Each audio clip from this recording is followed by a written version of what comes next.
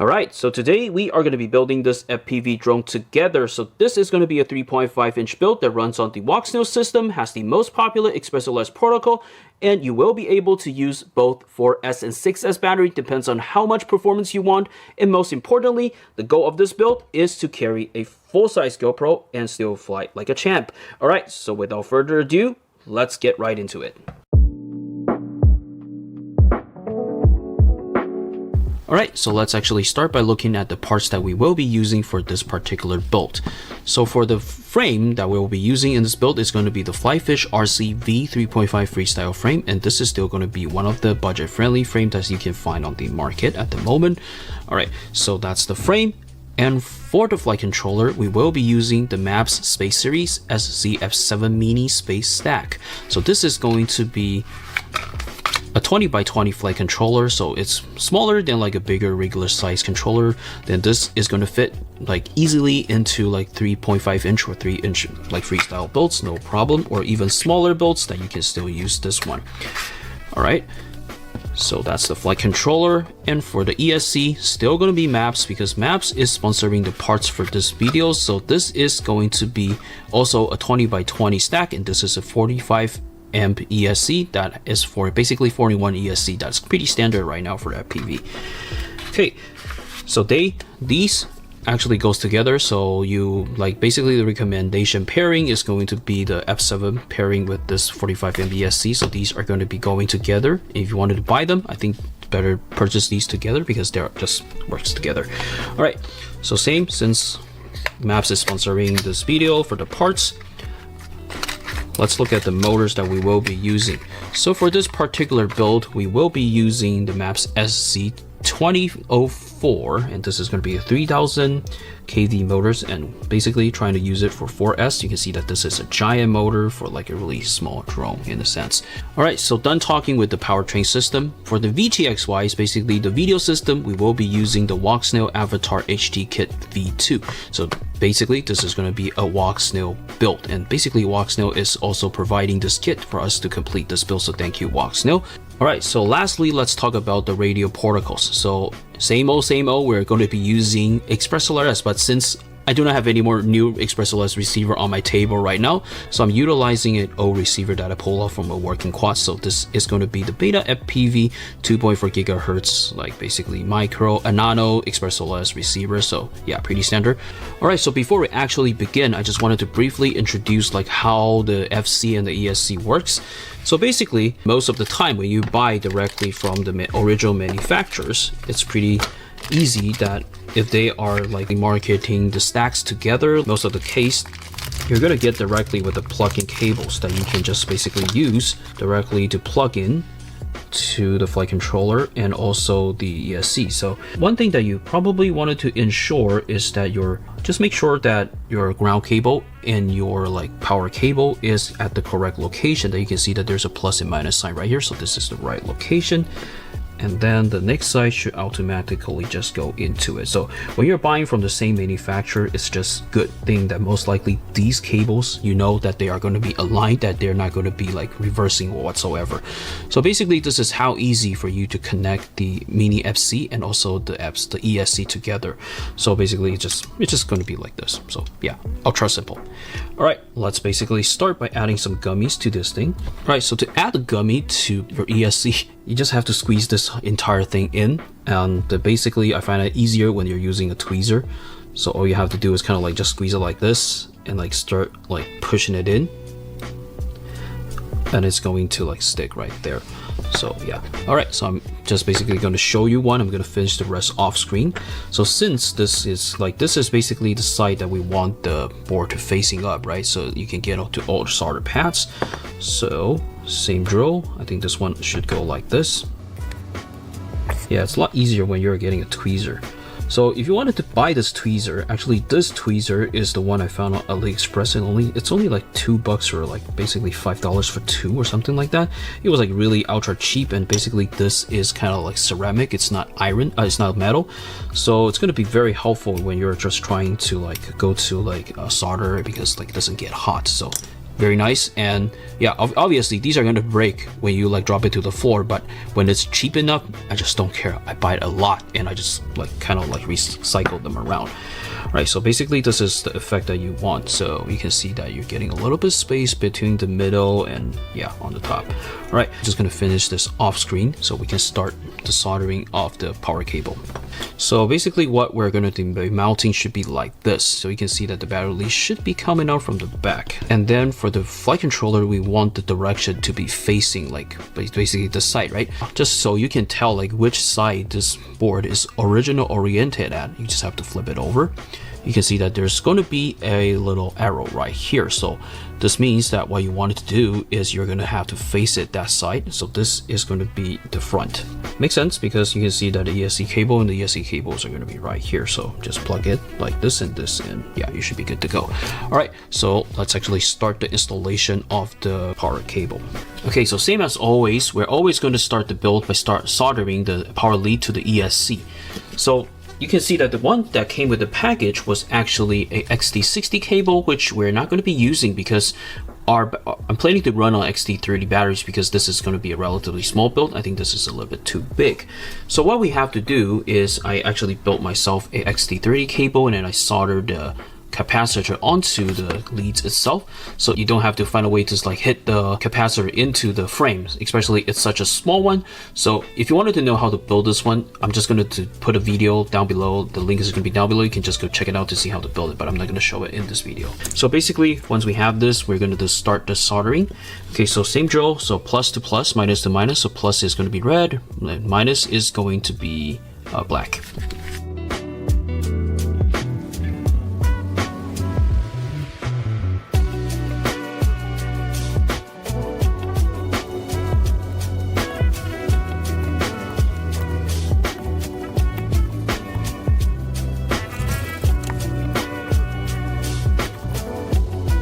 Okay, so once you're done, this is basically somewhat of the outcome that you're going to achieve. So not the perfect soldering, but the goal is you're going to want the wires, basically the metal parts to be touching the pads directly. So the solder is just to kind of enclose it in there.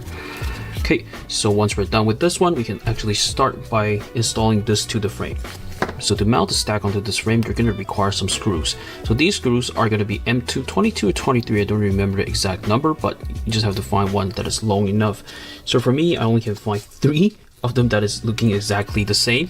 So I have one that is a little bit slightly longer. So probably you'll be using that one just to finish the build, and later I'll just try to fix it later. Okay, let's start.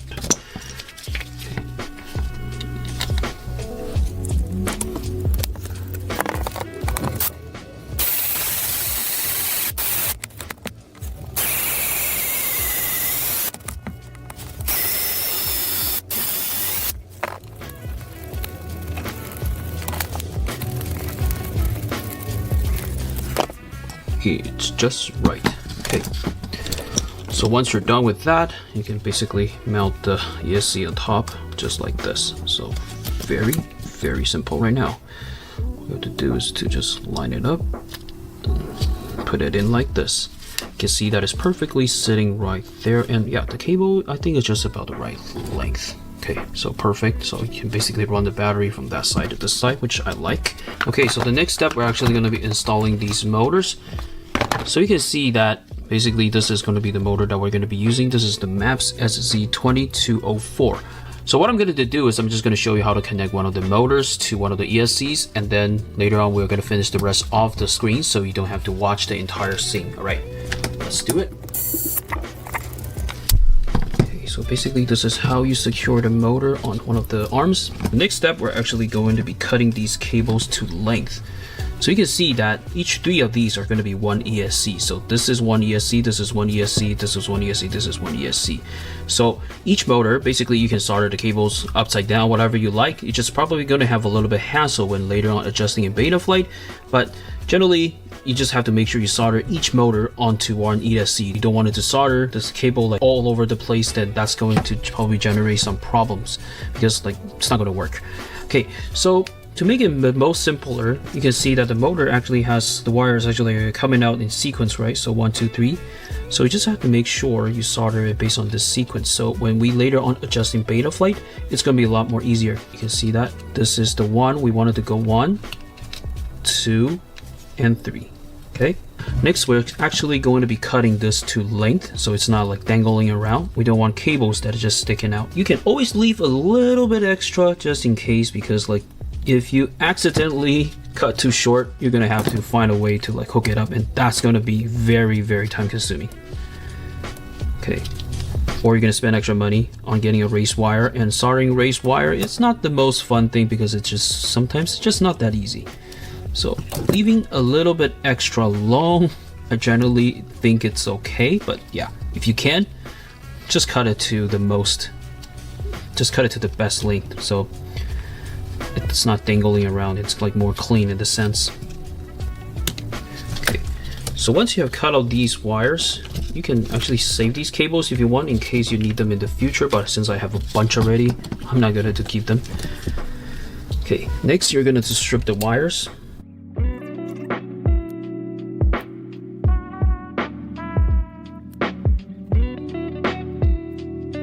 That is done. Okay, next let's actually pre-tin the cables and also the ESC. Alright, so we're basically first going to start by putting some flux on top of the solder pads. So probably just put some little on the wire so the solder can like stick a little bit better onto the pads.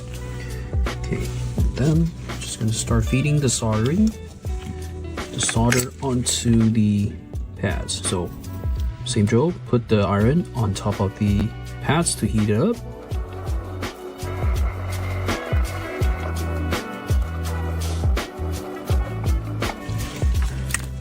Okay, so we have a few balls of solders, which is not bad. Okay, let's actually pre-tin these wires. So same drill, put it on top, and just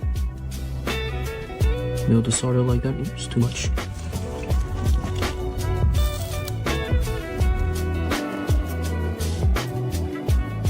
Okay, so the next step, I'm actually going to be just connecting these cables to the pads directly. Goal is the same. You're going to try your best to let the wire touching the pad itself, not just the solders.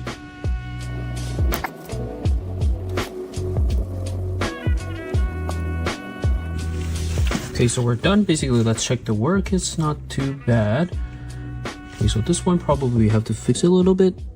Yeah, but the rest of the two, this is the one you want. This one is kind of a little bit out there, but I'm just gonna fix it off screen so it's easier so I can see it. Otherwise, behind the camera, it's so hard to see if I actually got it or not. All right, so basically this is how you are. Going to connect your like motors for like to ESC, and the rest of it are going to be the same. You just have to spend time to do it. All right, I'm just going to complete the rest off screen, so it's just you don't have to watch it for the next 20 minutes. A few moments later. Okay, so once you have connect all 4 motors to the ESC, you should somewhat get like this kind of result. As for the cable wise, you just have to kind of like tuck it in like this just to make it like lining up properly. And later on, after we have finished the build, we can just use a zip tie to kind of tie it up so it doesn't dangle around. All right, so once we're done with the soldering for these 4, we're actually going to be connecting the flight controller now. So for connecting the flight controller, it's super easy. All you need is to just get this cable out from the original package that's coming from the stack. So to connect this, all you needed to do is just to make sure that you are aligning the black cable. So basically the black cable is always going to be our ground. Just align it with the ESC and just plug it in like that. Okay, so a very good thing about buying stacks from the same manufacturer is that you can always make sure that this cable, both sides are going to be representing the same thing. It's not going to be like this is ground and later on when you go to the the flight controller from the mounted manufacturer, this become your ground, and that's something you don't want because yeah, you might potentially fry your board.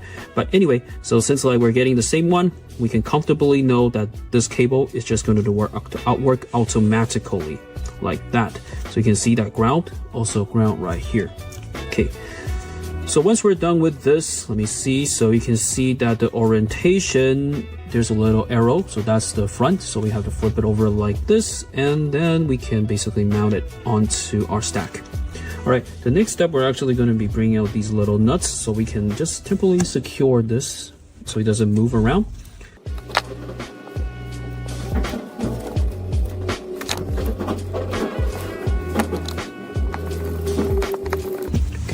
temporarily secure it and it should be good. Okay, so the next step, we're actually going to be connecting the ExpressLRS receiver. And since I do not have a new one, this is the old one I pulled from my working quad, and it was just, yeah, sitting on my bench. So I decided to use this, and this one is going to be the BETAFPV one. So I think I bought it from AliExpress for like $7, so super cheap. For the connection, it's still going to be the same. You can see that there is a ground here. So you're going to have to solder the ground to your flight controller. There's a 5 volt. You can solder the 5 volt to your flight controller, or you can also use the 4/5 volt pad that will allow you to power up the receiver using USB power. But either pad should be working. And there's also going to be a TX, and there's also going to be an RX. Just remember, the TX on the receiver has to always be reversed on the flight controller. So if you have a TX right here, the pad you wanted to solder on your flight controller has to be RX. So same goes to the RX. So this one RX right here, the one we have to solder, the pads we have to solder on the flight controller is going to be TX. So that's the basic connection of ExpressLRS. Okay,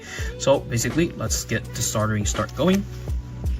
Okay, so since the Flight Fish actually has a receiver like little holder down here, so what we will be doing is actually we are going to run the cables underneath this particular hole right here, and we're going to bring the cable up front, and then we can just kind of like tuck it in right here, so it's perfectly not in our way in anything. So okay, so basically you just have to do it like that.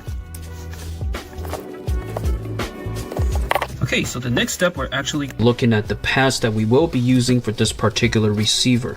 So you can see that the cable is right now here. So we're gonna need a T pad. So basically you can see that there's a T2, R2, 5 volt and ground. So what we're gonna do is we're gonna connect these 4 pads. All right, let's start by tinning this.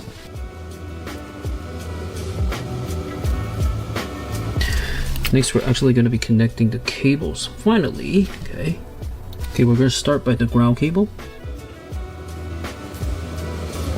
Next is going to be the hot 5 volt. So the yellow cables is actually going to be the T at our receiver, so it has to go to the R right here. And then the last cable is going to be the R, which has to go to the T. Okay, so we are done. Okay, let's actually check out work. So this one, probably wanted to fix it a little bit. Okay, that's better. Right, so basically that's going to be how to solder a ExpressLRS receiver. And next, let's finish it up. Remove 1 screw, should be sufficient for us to like kind of fit it in. It's going to be just a snug fit.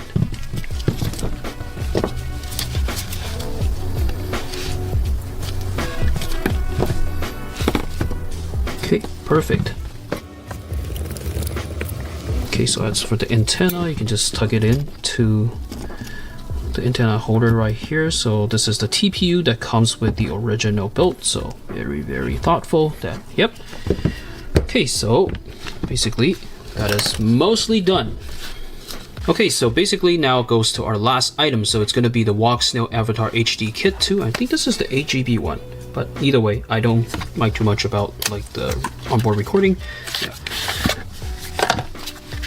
Okay, so let's just remove it from the package. You can see that one good part, super good part about Walksnail VTX is that they are just super thin compared to the Vistas. If you are the one person that is actually trying to invest into Walksnail system, there is one important cable you have to kind of keep not losing is this one. This is the one cable that you will need to use it to connect your Walksnail system, to flash it or whatsoever. So basically this cable plugs into the port right here. You can see that this is not a usual size cable. So just make sure that you actually keep this one. Just don't lose this one if you have the Walksnail system. Otherwise you won't be able to flash your system to connect with your goggles. Okay, so this is the cable that basically connects the flight controller and also the board. Okay, so to connect the Walksnail system, we're actually going to be using this particular cable. So you can see that this particular plug is tailored for the O3 system. So basically you can see that it's a much bigger plug compared to this particular ones. Let's make it closer so you can see. Okay, so let's do a quick comparison. You can see that basically this is a lot smaller plug compared to this plug, but it is totally fine because you can, if you read the layouts, it's all 10 volts ground T1 R1. So that's exactly the paths we need. So what we can do is later on, we're going to solder this other side to the Walksnail system, and then we are going to physically connect the cables in here so you can see that it actually fits. Okay, you can see that it's actually connecting like that. So yeah, just have to push it in. And it's going to connect to the same as, like, yeah, basically, yeah. All right, otherwise you can also solder it on if that's something you want to do.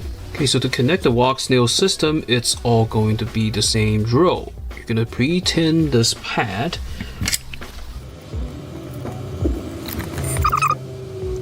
Okay, the first cable is going to be a ground cable, since like the direction is right there. Whoops.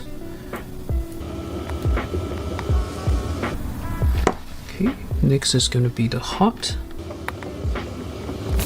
Okay, so same as the ExpressLRS receiver, the RX and TX has to be reversed. So for this particular one, the RX at the board is, the TX at the board is going to be this white cable. So we have to solder it to the RX on the Walksnail system.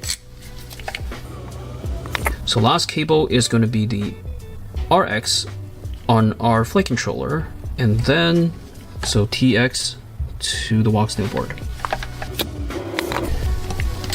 Okay, so the connection is done. Okay, so once the cable has been soldered onto the flight, like basically the Walksnail system, we will be able to like connect this board onto the frame.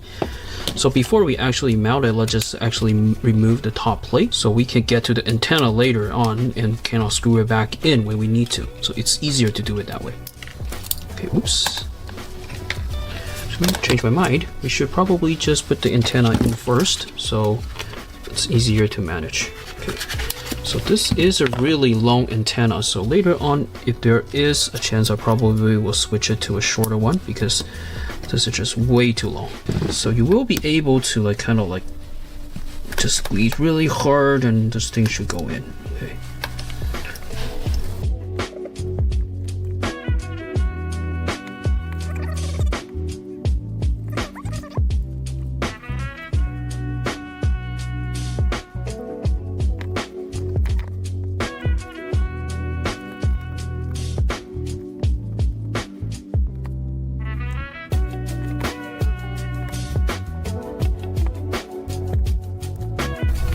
Right, so our antenna has now been secured. Now let's actually try to squeeze it in. Okay, so for this particular frame, we're actually going to kind of like tuck the camera in like that. Then kind of like bend the antenna a little bit. Probably later on we should be, yeah, if I find a shorter one, I'm probably going to just kind of like get a shorter one because this is just way too long. Wrong side.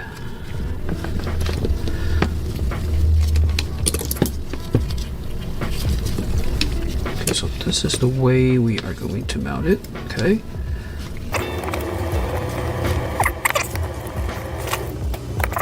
Okay, next we're actually going to be securing the board finally.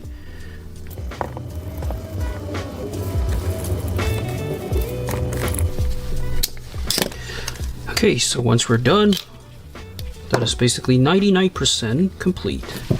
Okay, we're going to run this cable in here like this, and then we're just going to plug it in. We're just going to push in the cable into the slot, and then basically the connection is done. Flashback. All right, so this is going to be Tim from the future. So if you wanted to use these plugs in order to plug in your Walksnail system or any digital system, or you wanted to use any of these 10-volt pads, you are required to solder these two pads together. So for some reason, after I plug in my Walksnail system, I powered it on. The first time it works, the second time, there's something wrong that just completely shuts off the 10-volt pad. So you are required to actually set this up. This is going to be the pit mode something.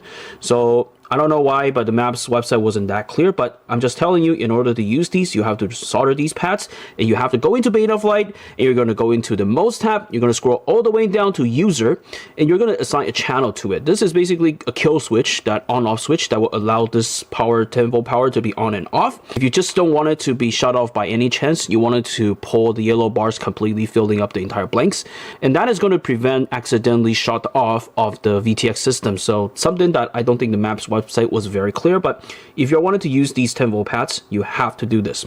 End of flashback. Okay, so to mount the camera, you're actually going to be using the damping that is providing with the Flyfish kit. So make sure you get the ones that is a little bit thicker, because that's going to be better for this camera. Okay, so all you needed to do is just kind of dry fit it into here. And then just put the camera in.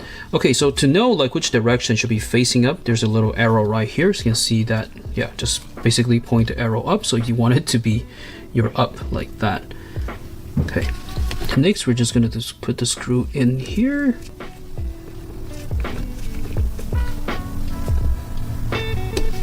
This is good. Get another one to the other side.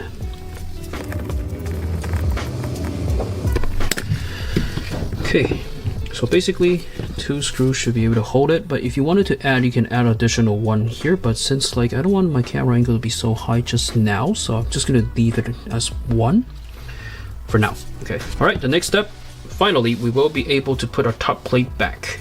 Okay, so this is probably the most joyful part because of each build, because you know that the thing is done and you can just put back the frame and it can be flied. Of course you have to set it up first, but yeah, always love to put the top plate back. All right, I'm gonna speed ramp this so you don't have to see it. Yeah.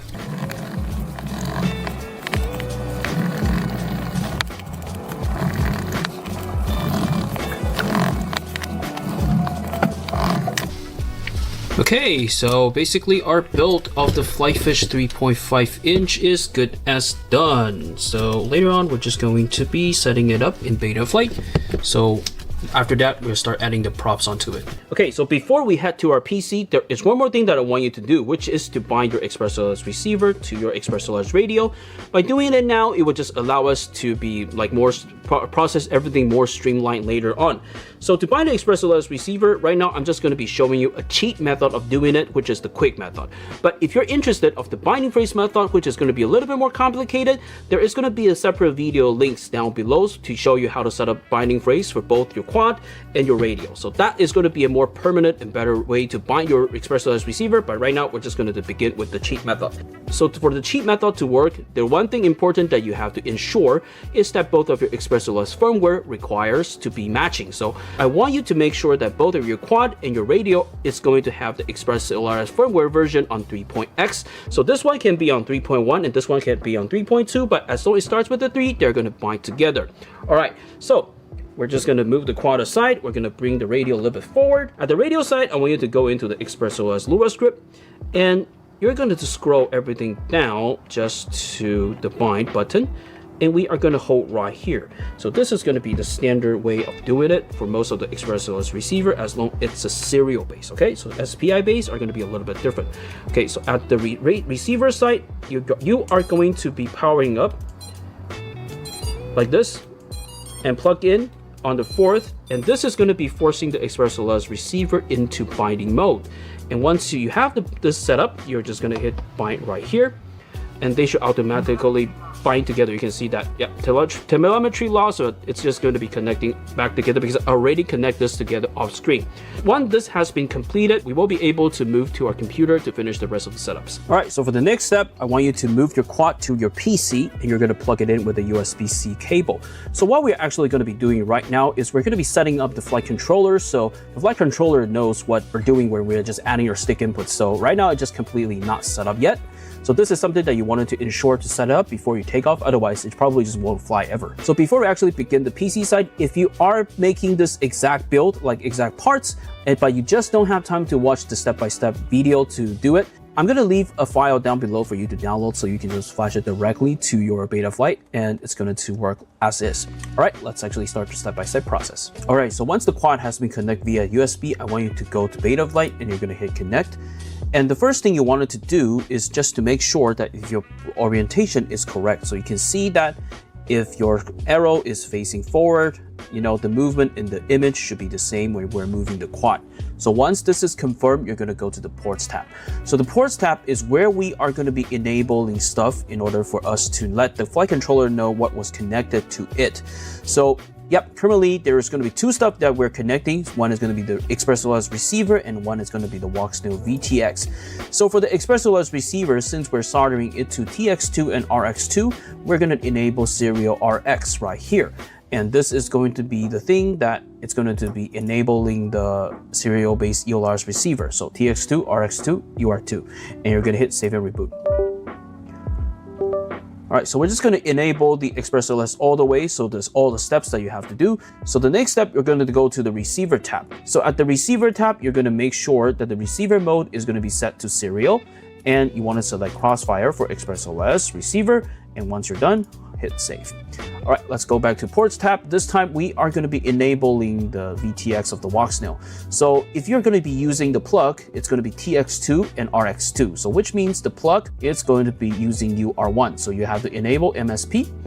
So MSP right here, and you will be able to select MSP plus display port, and this is going to be the thing that you want. All right, since we're selecting OSD plus display port, you're going to go to the configuration tab. You're going to make sure OSD is enabled, so you will have OSD in your final footages, in your final like a PV video, and you're going to go to the OSD tab. You will be able to select the things that you want to be shown on like customizable OSD on your particular build. So one thing that is a little bit more important here is that you wanted to make sure that your video format is set to HD. So this will allow the OSD to be showing on your like your FPV goggle footage. So also do know that Walksnail system, not all of the OSD icon is going to work. So if it's not working, just yeah, it's fine, because there's only the certain like the general ones are going to work, but you can see that most of the stuff that we need, voltage, whatever modes that is in, these are going to be more important ones, and yep, they do work. And once you're done, hit save. All right, so once we enable our video system, the next step we're going to be going into the motors tab. So at the motors tab, at this place, it is going to be very important. We wanted to make sure that our motor, the orientation, the numbers, everything is going to be setting up correctly. So in order to test this, you wanted to plug in a battery. So just pick up a 4S battery or a 6S, up to you, and plug it in right here. So once we have plugged this in, you can see that this is going to be the sequence that you want. So this motor you want it to be 4, and this motor you want it to be 1, and this motor you want it to be 2, and this motor you want it to be 3. So just make sure that it is going to be same. You don't want it to be different. The easiest way to find out what is what and to reset everything is just using the reorder motor function. So you're just going to click the reorder motor. Just click I understand the risk, make sure there's no propellers. So what we are going to be doing right now is we're just going to be clicking the motor that is actually spinning. So this one is spinning, 1, 2, 3, and 4. So this widget is going to let us know which motor is actually the one. The flight controller is recognizing as 1 and 1 is 2. All right, so this widget is going to be very helpful because it will just allow us to like make sure everything is set up correctly. So once you're done, just hit save. All right, so once we have reconnected, I want you to go back to the motors tab again. And this time we wanted to make sure the motor is spinning to the correct orientation. So number 4 wants to spin this way. Number 2, you have to spin this way. So you have to be same as this footage.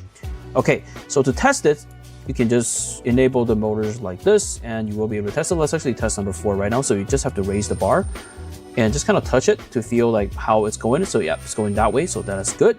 So number 2, it's going to be that way. Yep. And number 3, it's going to be the same thing. All right, so spinning the correct location.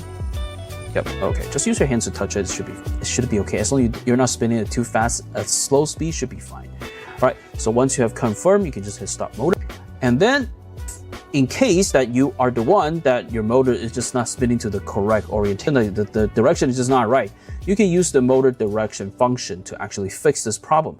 So you just have to click it. I understand the risk. You can run it individually. You can see that if we are going to run number 2, so currently it's going in there like this, but if you want it to be reversed, you can. So that is called normal. So you just have to click normal. You can see that right now the motor is actually spinning this direction. And if you want it to reverse, which is like on counterclockwise, going that way, you just have to hit reverse. And once you're done, just hit close and it's going to be reordered directly like that. Oh.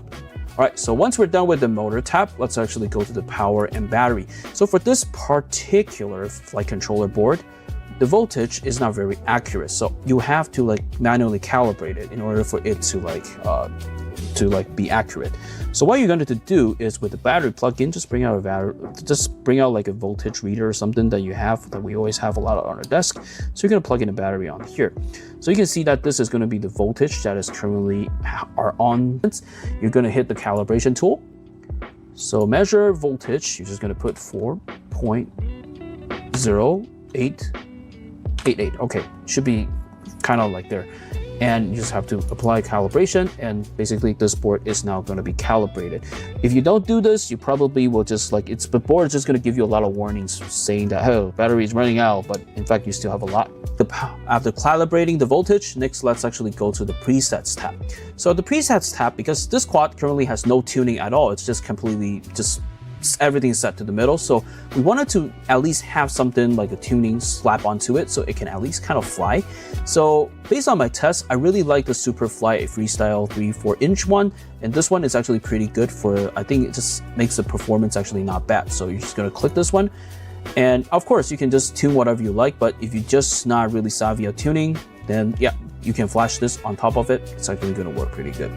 So the pits, we're just going to be adding with action camera, since my goal is to carry a GoPro, right? So yep, we're just going to put action camera, RPM filtering, and you will be able to just adjust like your freestyle rates, but since like I'm using my custom rates, I'm not going to touch. So once you have select the ones you want, you can just pick, and it's basically going to be flashing it. But since I already have everything done, I'm not going to do it again, but this is the button you have. Okay, so next let's actually go to the pit tune tab.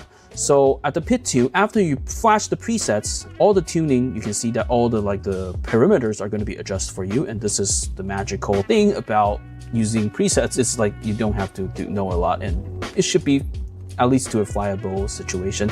Not going to be very perfect for your personalized stuff, but it's going to work. All right, so next, let's actually talk about some of the rates. So rates is something also really personal, but in case you just wanted to know what my rates is, yeah, this is going to be the Betaflight rate that I use, and you can just copy it and just punch in it. So this rate is it's not going to be very snappy, it's not going to be very good for freestyle, it's just kind of okay. It's just kind of like mid, slower, that sort of type, smooth.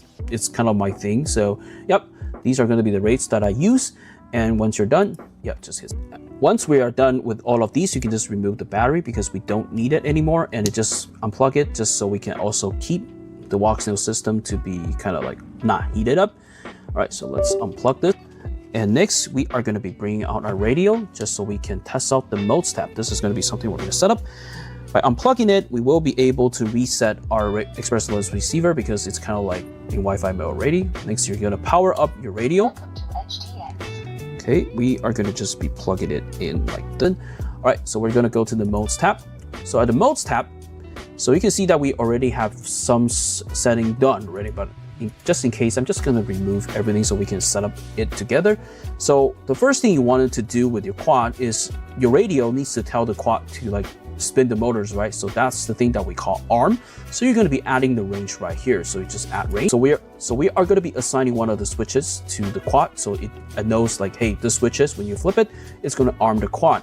So you can just put this on auto and you just flip the switch you want. And you can see that this is going to be aux 1. So what we wanted to make sure is that the yellow dot falls into the yellow bars when we actually flip it. So you can see that I'll flip it, goes in here. So right now it's arm.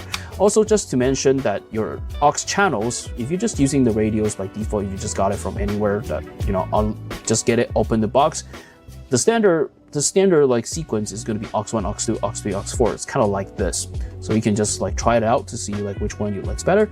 And next we're going to set up, it's going to be the modes. So what flight modes do you want your quad to be? So there's going to be 3 standard flight modes. We're going to have angle, horizon, and acro. So angle is probably the ones that you wanted to use if you're just completely in the beginner stage, because this one, the quad is going to stabilize for you. It's not going to tip over. So yeah, probably a lot easier. So we're going to set it to auto, and we're going to set it to the aux 2 switches. So yep, this one we generally just leave it as default. So on the all the way on the bottom. And next we're going to set up the horizon mode. It's kind of not necessary. In case you wanted to be able to like do flip and flops instead of just the quad is going to limit your tilt angle, you can set up to horizon mode.